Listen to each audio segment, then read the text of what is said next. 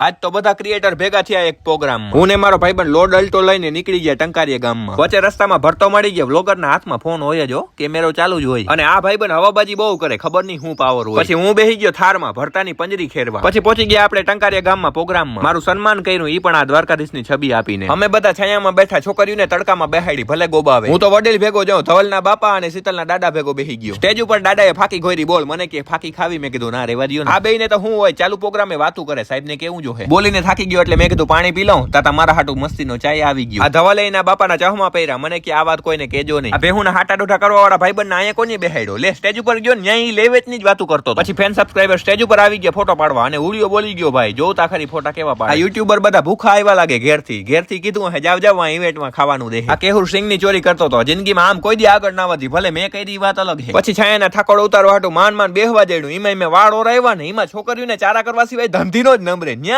હર્યું કરીને બેહે. આ મને ખબર આ ભાઈબંધ બહુ બધો ઊંચો. આ પ્રોગ્રામનો ફૂલ વ્લોગ જોવો હોય ને તો યુટ્યુબમાં સુમિત ચાવડા 01 સર્ચ કરીને જોતા આવજો.